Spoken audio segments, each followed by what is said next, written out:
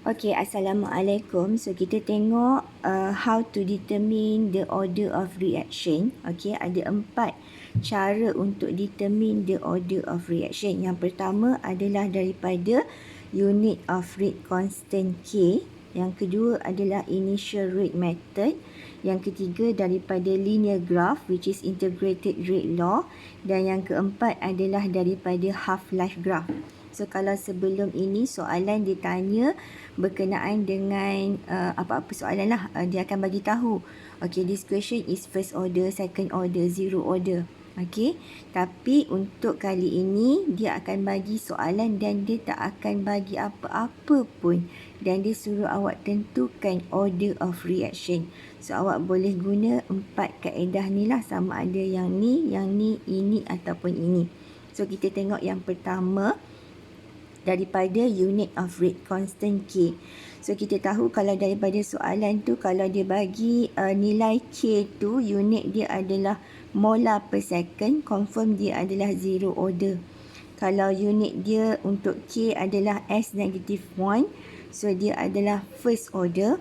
Dan kalau unit untuk K dia adalah M-1, S-1, maka dia adalah second order reaction. Okay, so kita tengok pula faktor yang kedua, which is initial rate method. Okay, so initial rate method, let's say kita ada equation A that produce B.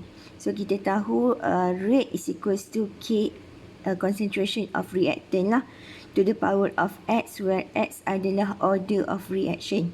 Okay, so kalau kita tengok if X is equals to 0, maksudnya X tu 0 order lah. Okay, so rate is equals to KA kuasa kosong. So, dia akan dapat K. So, kalau kita buat graph pun, rate versus dengan concentration of A, kita akan dapat graph dia adalah mendatar macam ni. Okay, it shows that bila kita increasekan concentration of reactant macam mana pun awak increasekan, rate tu still tak berubah. Okay, so maksudnya rate always constant when concentration increase. Bermaksud dia adalah zero order reaction.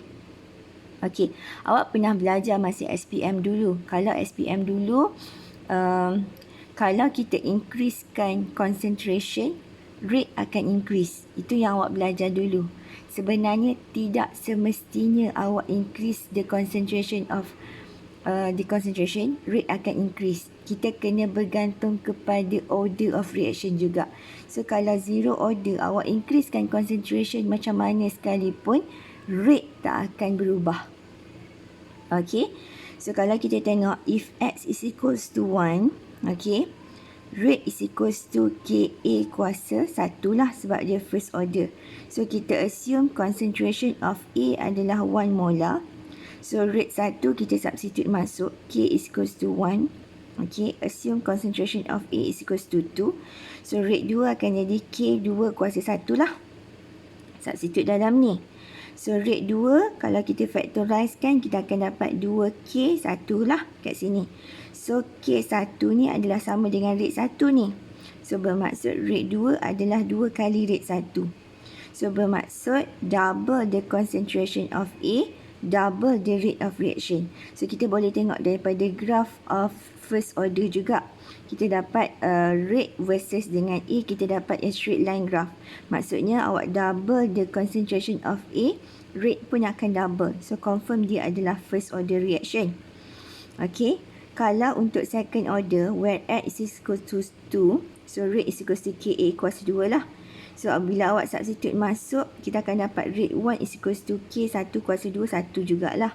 Bila awak doublekan concentration, jadikan 2, apa jadi? Rate 2 akan jadi K is equals to 2 kuasa 2, 4. So, dapat 4 K1. So, K1 ni sama juga dengan rate 1 ni. So, bermaksud rate 2 adalah 4 kali rate 1. So, bermaksud kalau awak double the concentration of A, rate of reaction akan increase by a factor of 4. So, confirm dia adalah second order. Sebab tu bila kita buat graph, rate versus dengan concentration A, kita dapat a quadratic macam ni. So, awak increase the concentration akan increase 4 kali ganda lah. So, kita dapatlah jadual ini. So, jadual ini memang kena hafal. Okay. So, awak increase the concentration of reactant macam mana pun, rate tak akan berubah. So, dia adalah zero order. Kalau double the concentration of reactant, rate akan double, confirm dia first order. Kalau awak double the concentration of reactant dan rate to increase by a factor of 4, confirm dia second order reaction. So, benda ni sangat berguna pakai dalam industri ya. Contohnya, awak nak increasekan kadar tindak balas untuk mempercepatkan dari segi ekonomi lah untuk hasilkan produk. So, awak kena pastikan sama ada reaction yang awak akan buat itu adalah zero first ataupun second order. So, kalau awak tahu reaction yang awak itu adalah zero order, awak increase lah concentration of reactant macam mana pun, rate tak akan berubah pun. Okay? So, kalau awak tahu dia adalah second order reaction punya eksperimen, so awak kena increasekan concentration lah bermaksudnya. Okay, bila awak increasekan concentration, rate akan increase 4 kali ganda. So, sangat-sangat bagus lah. Okay, so kalau macam awak dah tahu dia adalah reaction tu adalah zero order, tak gunalah awak tambahkan concentration sebab rate tak berubah. So, mungkin kita boleh guna faktor lain lah. Temperature, size of particle and so on lah. Pressure semua tu yang awak belajar sebelum ini. Okay, saya stop dulu.